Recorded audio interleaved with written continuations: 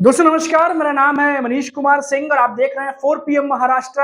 आपका बहुत बहुत स्वागत करता हूं। दोस्तों महाराष्ट्र में छगन भुजबल की वजह से सियासत भयंकर तरीके से गरमाई हुई है और वजह है छगन भुजबल का मंत्री बनने के बाद खुलेआम ये कहना कि उन्हें मंत्री देवेंद्र फडणवीस ने बनाया है। जी हाँ दोस्तों, और ये बात इतनी ज्यादा आगे बढ़ चुकी है कि अजीत पवार के एनसीपी के कई वरिष्ठ नेता छगन भुजबल से नाराज नजर आ रहे हैं।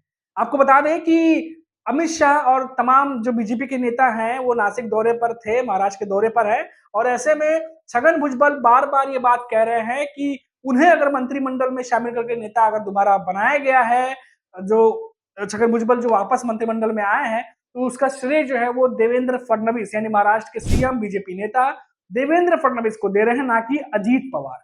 जी हाँ दोस्तों, और इस बात से बखेड़ा खड़ा हो गया और खबर तो ये भी है कि अजीत पवार भी नाराज नजर आ रहे हैं। जी हाँ दोस्तों, और आपको बता दें कि अब मामला जो है वो और आगे बढ़ता जा रहा है। थोड़ा सा पीछे जाते हैं और आपको बताते हैं कि विधानसभा चुनाव जब हुए थे तो उस समय के घटनाक्रम पे भी नजर डालना बहुत जरूरी है और कारण ये है कि छगन भुजबल जो है उन्हें कहा गया था कि आप विधानसभा तक जो है वो रुकिए, हम आपकी जरूरत है। लेकिन विधानसभा चुनाव के बाद जब मायावती सरकार बनी तो मंत्रिमंडल में छगन भुजबल को जगह नहीं दी गई और कई जो बाद में जो सियासत में एंट्री ली है जिन नेताओं ने, उन्हें मंत्रिमंडल में मंत्री बना दिया गया। छगन भुजबल जो है उस दौरान देखा गया था कि अजीत पवार के खिलाफ खुलकर मीडिया में बयान दे रहे थे और तो और वो देवेंद्र फडणवीस से अलग से जाकर मीटिंग कर रहे थे। उस दौरान ये बात आई कि क्या छगन भुजबल जो नाराज हो रहे हैं अजीत पवार से, क्या वो बीजेपी ज्वाइन कर लेंगे?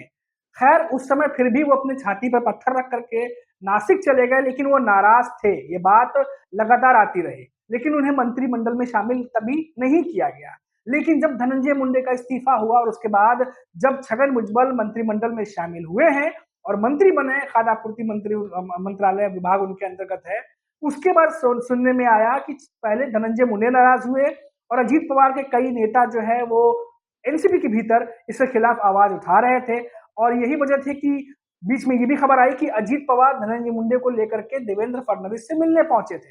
अब तीनों के बीच में क्या बातचीत हुई है वो अभी तक सामने नहीं आ पाया है, लेकिन ये बात साफ साफ मालूम चल रहा है कि छगन भुजबल मंत्री बने हैं और जब खुले तौर पर वो ये बात कह रहे हैं कि उन्हें मंत्रिमंडल में शामिल और मंत्री बनाने के लिए देवेंद्र फडणवीस जो है वो उनको श्रेय दे रहे हैं, वो तो जाहिर तौर पर क्योंकि अजीत पवार के एनसीपी में वो बड़े नेता हैं और अजीत पवार जो है वो एनसीपी को अभी जो महायुति में शामिल है उनके प्रमुख है, ऐसे में उनके बारे में बात ना करना अपने आप में बहुत सारी बातें जो है वो अपने आप में वो हो रही है।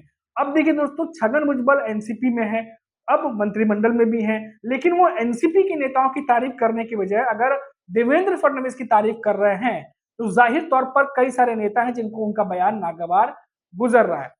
अभी अमित शाह महाराष्ट्र में थे, कई सारे नेता जो हैं वो भी महाराष्ट्र में हैं बीजेपी के और वहां पर भी खबर आ रही है कि छगन भुजबल तारीफ करते हुए नजर आए हैं बीजेपी नेताओं के। अब ऐसे में देखना होगा कि क्या छगन भुजबल ये मन बना चुके हैं कि अजीत पवार की एनसीपी में अगर कोई नाराज होता है तो हो, लेकिन जिस तरह की राजनीति वो करना चाहते हैं, जो बयान वो देना चाहते हैं, वो बयान वो खुलकर देंगे। आखिर देवेंद्र फडणवीस के बारे में सिर्फ अच्छी अच्छी बातें छगन भुजबल अचानक कैसे बोलने लगे? क्यों छगन भुजबल इतनी तारीफ जो है वो देवेंद्र फडणवीस ही कर रहे हैं, पूरा श्रेय उन्हें दे रहे हैं? आखिर महायुति के भीतर चल क्या रहा है? क्योंकि देवेंद्र फडणवीस अगर छगन भुजबल को मंत्री बनाते हैं, जैसा कि छगन भुजबल खुद कह रहे हैं, तो फिर अगर अजीत पवार या उनके नेता नाराज होते हैं तो क्या उनकी बातें सुनी नहीं गई? क्या बीजेपी के नेताओं ने छगन भुजबल को अजीत पवार और उनके नेताओं की मर्जी के खिलाफ जाकर के मंत्रिमंडल में शामिल किया? तो कई सारी ऐसी बातें हैं जो अब एक-एक करके सामने आने लगी हैं। अब इन सब में सबसे ज़्यादा ध्यान देने वाली बात जो है दोस्तों वो ये है कि छगन भुजबल जब से मंत्रालय में आए हैं, जब से मंत्रिमंडल में वो शामिल हुए हैं, तब से महायुति के भीतर लगातार कंपन देखी जा रही है। कभी कोई नाराज होता है, कभी कोई नाराज होता है। अभी बीच में ये भी सुनने में आया कि अजीत पवार ने एक अर्जेंट मीटिंग बुलाई थी मंगलवार को। जी हाँ, ये जो मंगलवार को, लेकिन मुंबई में भारी बारिश हो गई और कई सारे नेताओं को भी बुलाया गया था अलग-अलग जगहों से इस बैठक में शामिल होने के लिए। और बताया जा रहा है कि इस बैठक में चर्चा छगन भुजबल को लेके भी होनी थी, क्योंकि छगन भुजबल जब से मंत्रिमंडल में शामिल हुए हैं, उनके जो बयान हैं वो अजीत पवार की एनसीपी को कहीं से भी फायदा नहीं पहुंचा रहा है। जिस तरीके से मैंने आपको बताया कि हेडलाइंस जो सुर्खियां बन रही हैं मीडिया में, जिस तरीके से छगन भुजबल देवेंद्र फडणवीस की तारीफ कर रहे हैं, अब ये कितना हद तक अजीत पवार और उनकी पार्टी के जो नेता है वो देखेंगे या सहेंगे, ये देखना होगा, क्योंकि नाराजगी तो है। लेकिन मुंबई में भारी बारिश हो गई और इस वजह से वो जो मीटिंग थी, बड़ी बैठक थी जो अजीत पवार बुला रहे थे, वो कैंसिल करनी पड़ी।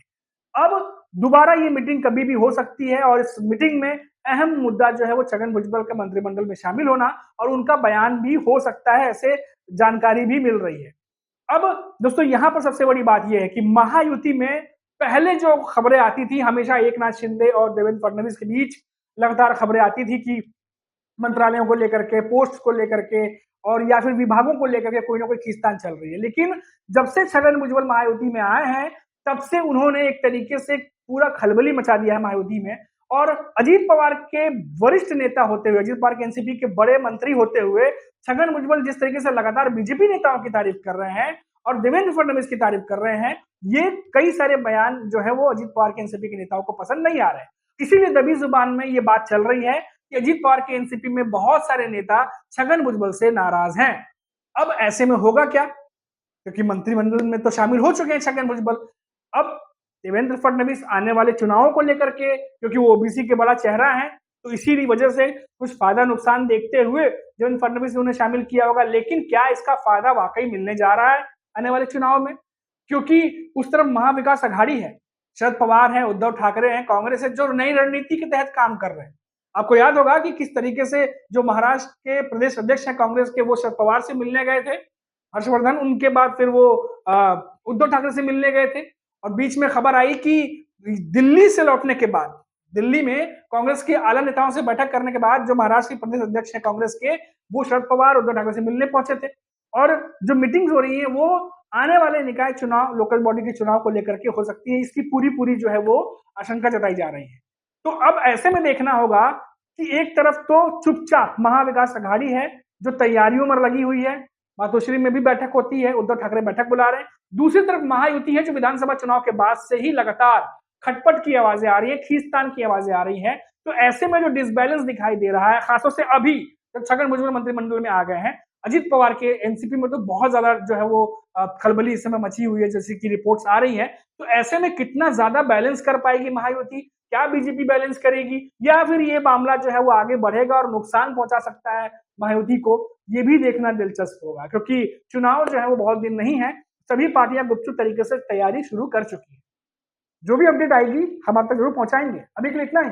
आप देखते रहिए 4 PM महाराष्ट्र। नमस्कार।